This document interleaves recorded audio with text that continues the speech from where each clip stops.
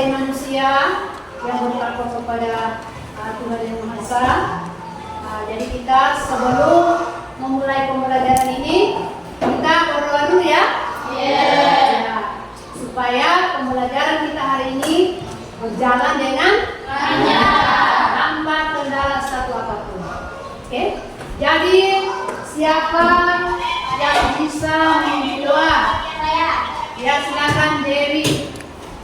Teman-teman, sebelum kita belajar, marilah kita berdoa terlebih dahulu. Berdoa sesuai keyakinan masing-masing. Doa dimulai.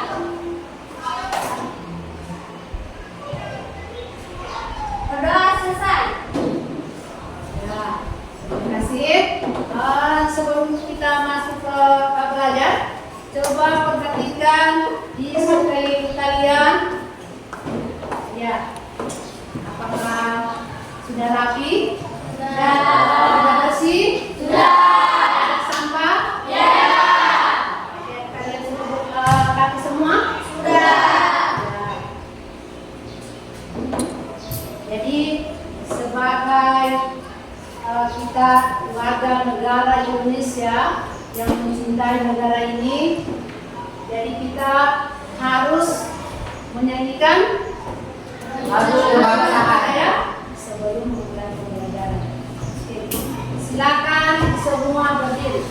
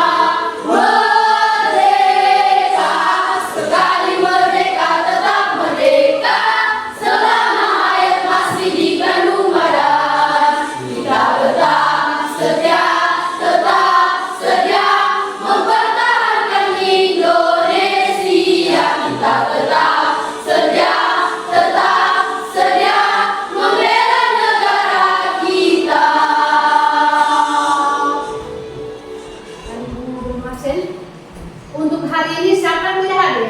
Desi Nadia. Kenapa dia? Sakit. Ya. Oke, terima kasih. Siapa yang masih ingat materi kita kemarin? Materi kita kemarin? Ya, silakan Adi. Makhluk hidup dengan makhluk tak hidup. Iya, makhluk hidup membedakan makhluk hidup dan Makhluk hidup. Ya, tentu kalian sudah tahu kan kemarin kita sudah bahas. Siapa yang bisa membedakan sedikit? Hah? Sebelum kita masuk di materi kita hari ini. Makhluk hidup bisa bernapas. Ya, terus Bergerak. apa lagi? Apa lagi? Bereproduksi. Iya. Beradaptasi. Ya, bagus. Dan apa lagi? Berkembang? Iya. Iya. Kalau yang berdata hidup atau makhluk hidup apa itu? Contohnya? Maria. Iya. Apa lagi? Meja. Iya. Iya. Dia bisa bergerak apabila kita Menggerakkan. berarti dia termasuk benda Mati. Dia masih judul kita klasifikasi makhluk Hidup. tapi sudah masuk pada pengelompokan. Makhluk hidup. Ya. Seperti pertanyaan yang di depan. Bagaimanakah makhluk hidup dikelompokkan? Siapa bisa? Saya. Ya, silakan Ainun. Menurut Robert H. Whittaker, pada tahun 1969, dia membagi makhluk hidup menjadi 5 kelompok besar, yaitu Monera, Protista, jamur, tumbuhan, dan hewan. Iya, betul.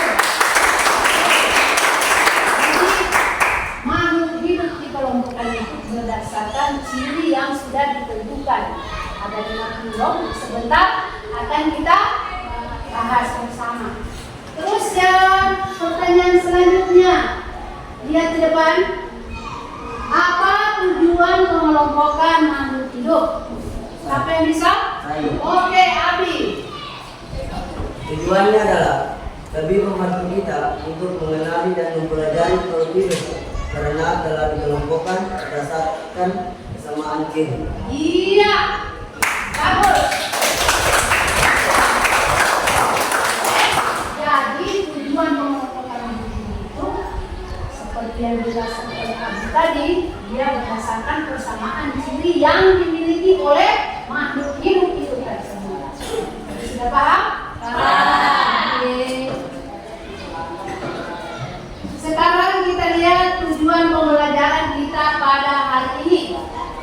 Silakan dilihat ke depan.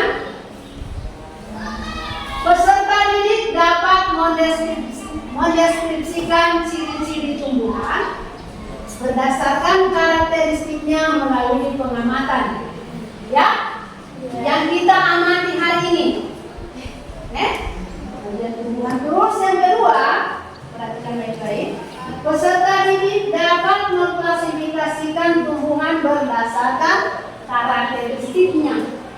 Paham ini? Paham. Nah, jadi setelah kita mendeskripsikan ciri-ciri tumbuhan, sebentar kita misalnya akan ini kita kelompok baru, kita buatkan ini mengklasifikasikan dan kita pisahkan. Paham? Paham. Oke. Terus langkah selanjutnya ada penilaian dan pembelajaran hari ini yang kita laksanakan, yang dalam proses pembelajaran sampai terakhir sebentar ini di depan. Perhatikan penilaian pada ya. Silakan adu ke depan.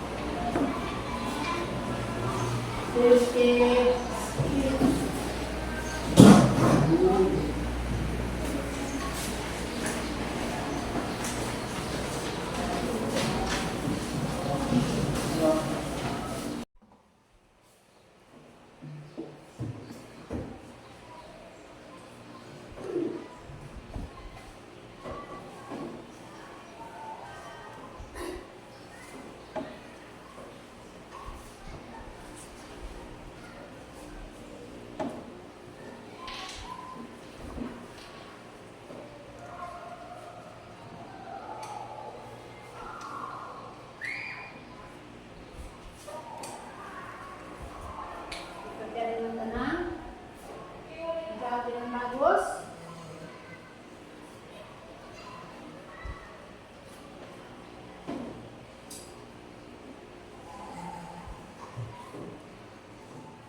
Jangan tes kita ini. Silakan diperhatikan kembali ke depan. Kita akan melihat apa yang video yang didayakan. Perhatikan dengan baik dan disimak dengan baik. Kemudian yang kedua, mendeskripsikan ciri makhluk hidup untuk membedakannya antara satu makhluk hidup dengan makhluk hidup yang lainnya. Yang ketiga, mengetahui hubungan kekerabatan antar makhluk hidup. Dan yang terakhir, memberi nama makhluk hidup yang belum diketahui namanya. Adapun dasar klasifikasi makhluk hidup antara lain, yang pertama, klasifikasi makhluk hidup berdasarkan persamaan dan perbedaan yang dimilikinya. Yang kedua, klasifikasi makhluk hidup berdasarkan ciri bentuk tubuh atau morfologi. Yang ketiga, klasifikasi makhluk hidup berdasarkan ciri organ bagian tubuh dalam atau anatomi. Dan yang terakhir, klasifikasi makhluk hidup berdasarkan manfaat, ukuran, tempat hidup, dan juga cara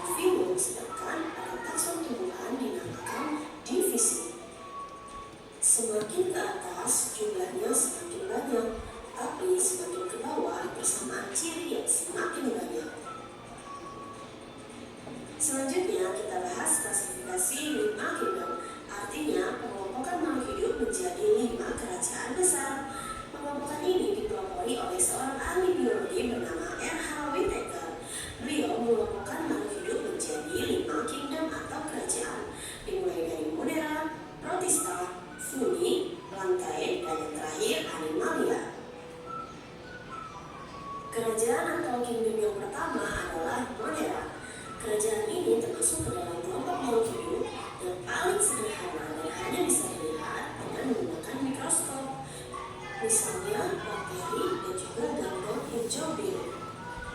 Cirinya yang pertama bersifat prokaryotik atau tidak punya member inti sel, dan yang kedua bersifat uniseluler atau sel tunggal. Kingdom yang kedua adalah protista. Cirinya sudah bersifat eukaryotik atau punya member inti sel. Ada yang uniseluler atau sel tunggal dan ada juga yang sudah multiseluler atau bersel banyak. Nah, untuk protista terbagi menjadi 3 macam. Ada protista mirip hewan, misalnya protozoa, protista mirip tumbuhan, misalnya ganggang atau alga, dan ada protista mirip jamur, misalnya jamur lindih. Kingdom yang ketiga adalah fungi atau yang sering kita sebut sehari-hari dengan nama jamur. Nah, cirinya yang pertama eukaryotik, yang kedua tubuhnya bersifat uniseluler dan ada juga yang multiseluler. Selanjutnya tubuhnya terdiri dari hifa yang berupa benang, dan satu lagi heterotrof, artinya tidak bisa membuat makanan sendiri. Kingdom yang keempat adalah lantai atau yang berkaitan dengan tumbuhan. Cirinya yang pertama bersifat eukaryotik, kemudian multiseluler dan autotrof atau dapat membuat makanan sendiri melalui proses fotosintesis. Contoh dari kingdom lantai yang pertama adalah lumut atau biasa disebut dengan bryophyta. Cirinya lumut termasuk ke dalam tumbuhan talophyta karena akar, batang, dan daunnya tidak sejati. Akarnya masih Yang pertama, Ibu mengharapkan kalian bisa memahami apa isi dari materi kita ini, ya. Dengan melihat video di depan, kalian harus bisa dapat mengelompokkan tumbuh dan tumbuhan yang akan kita lakukan sebentar. Dan harus memahami betul-betul, ya, perbedaannya. Bisa? Bisa.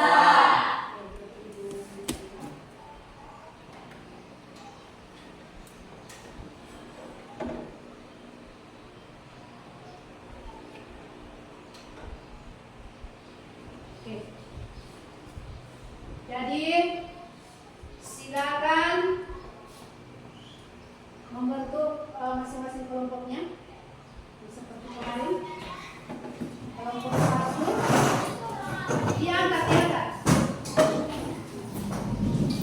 Jangan dicorak.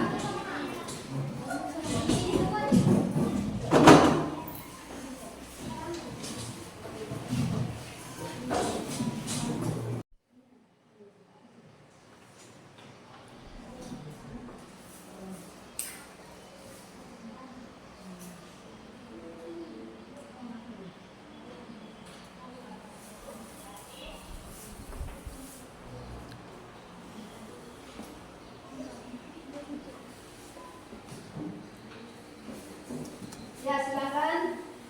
Yang sudah silakan mengamati apa yang ada di depan di atas meja.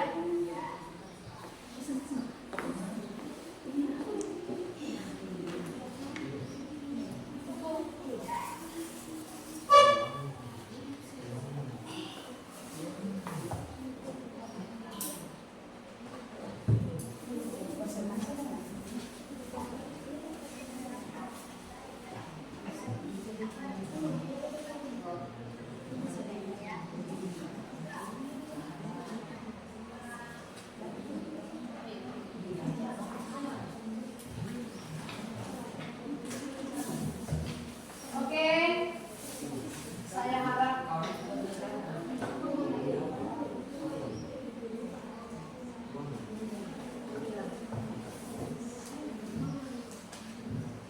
kerja yang tenang. Silakan diamati apa yang akan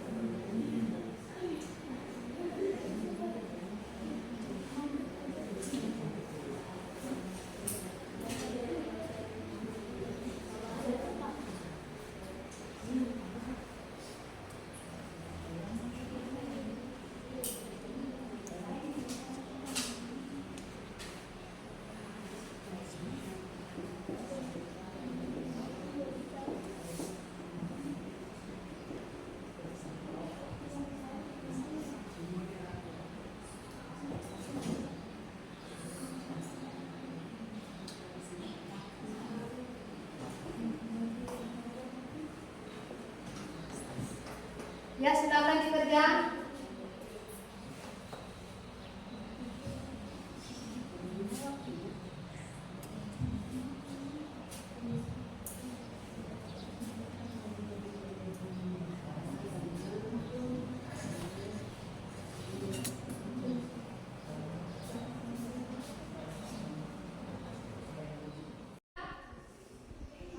Masing-masing setiap kelompok akan mempresentasikan hasil kerjanya. Siapa yang sudah? Maksudnya sudah siap dari kelompok mana? Ya, silakan kelompok saya. Silakan. Assalamualaikum warahmatullahi wabarakatuh. Waalaikumsalam warahmatullahi wabarakatuh. Kami dari kelompok 1 akan mempresentasikan hasil dari kerja kami. Yang akan membacakan adalah silakan. Dari hasil pengamatan kami bahwa 1. Pada tanaman cabai atau rica berakar tunggal mempunyai batang berkayu bentuk daun tunggal. Manfaat dari tanaman cabai atau rica adalah membantu melancarkan sirkulasi darah dan menyehatkan jantung. Cabai termasuk kelompok buah dan tumbuhan. 2. Terong berakar tunggang, batang berbentuk bulat, daunnya menyirik. Manfaatnya adalah sebagai sayuran, melindungi kesehatan otak dan melawan radikal bebas, menurunkan tekanan darah, dan terong juga termasuk dalam kelompok tumbuhan berbunga. 3. Tomat berakar serabut, batang lunak, dan daun menyirik. Manfaat tomat adalah mengandung kalori, mengandung vitamin C, dan menurunkan tekanan darah. Tomat termasuk dalam kelompok tanaman buah-buahan. Sekian presentasi dari kami kelompok 1. Terima kasih. Ya, Ada yang ingin menanggapi hasil dari diskusi kami? ya. Ada kelompok yang menanggapi atau ingin menambahkan bagaimana? Tidak. Tidak? Tidak. Oh, kelompok 1. Silakan duduk. Undangan dulu.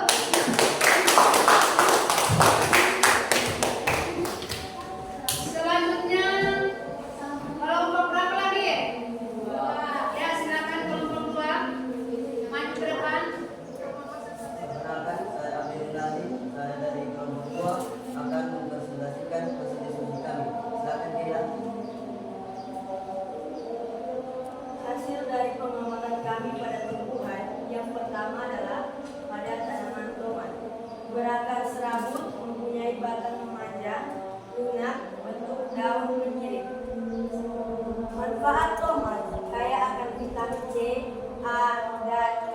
Tanaman ini termasuk dalam kelompok tanaman buah. 2. Tanaman kacang tanah. Berakar serabut, batang lurus, dan daun menyirik. Manfaatnya mengandung banyak vitamin dan mineral seperti biotin, tembaga, dan vitamin E. 3. Tanaman terong berakar tunggal, batang bulat memanjang, daun menyirik. Manfaatnya mengandung kalori, protein, karbohidrat, serat, dan lemak. Tanaman ini termasuk dalam kelompok tumbuhan berbunga.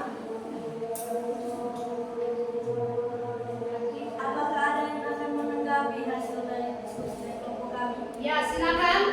Apakah dari kelompok lain ada yang menanggapi presentasi dari kelompok 2?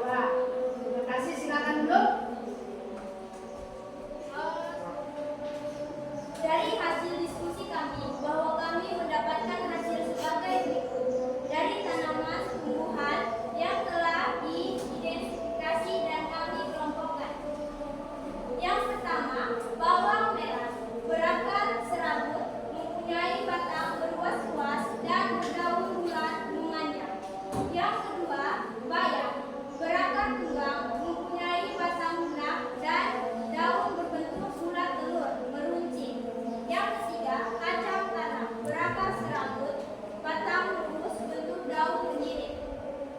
Manfaat dari ketiga tanaman tersebut adalah sebagai berikut. Bawang merah sebagai bumbu dapur. Selain dari itu, bawang merah dapat mencegah infeksi pada kulit, menurunkan kolesterol. Bawang merah termasuk dalam kelompok tanaman semusim.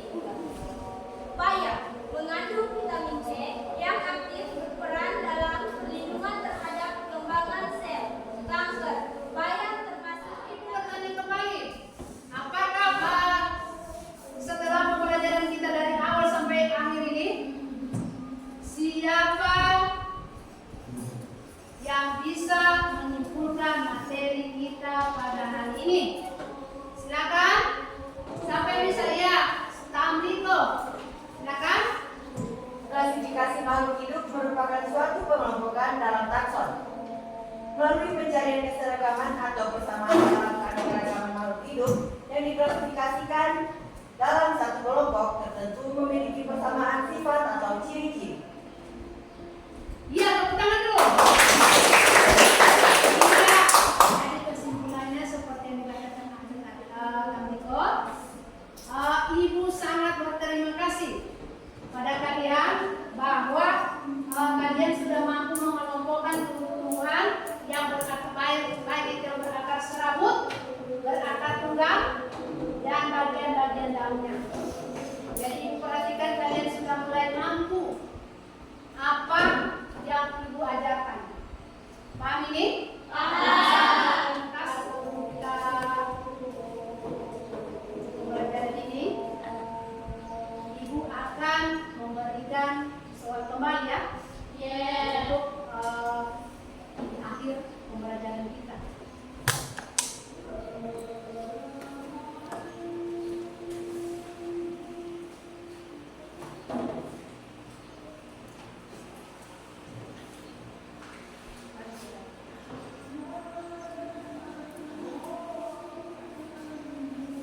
Kerja dengan baik ya.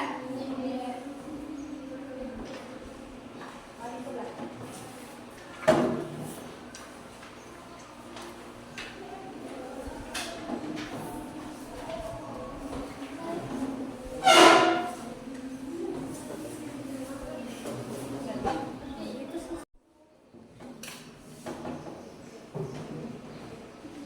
Ya, terima kasih kalian sudah mengerjakan soal. Ibu sangat berterima kasih pada hari ini. Kalian sudah mampu mengerjakan apa yang diberikan tadi dan sudah mampu membedakan ciri-ciri makhluk hidup melalui pengamatan kita tadi, serta pengelompokannya dan lengkap dengan manfaatnya. Jadi berarti ibu anggap kalian sudah paham semua ya? Oke. Ibu tanyakan kembali, apakah pembelajaran hari ini menyenangkan? Apa yang membuat kalian senang? Siapa yang bisa? Materinya menarik. Ya, bagus. Apa lagi? mudah dipahami. Ya, apa lagi?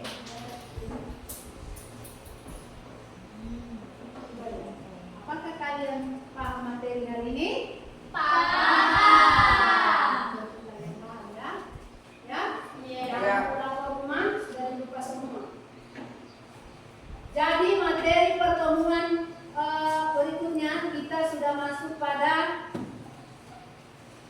tapi masih ini judulnya klasifikasi makhluk hidup, tapi kita sudah masuk pada bagian keanekaragaman makhluk hidup. Ya, sama seperti tadi itu. Tadi pengelompokan ciri-ciri makhluk hidup yang kita perhatikan sudah. Dan minggu depan kita sudah mempelajari tentang berapa banyak makhluk hidup yang ada di bumi kita ini. Jadi kita sudah masuk pada keanekaragaman. Itu pertemuan selanjutnya. Mengerti? Mengerti. Paham? Paham. Ya.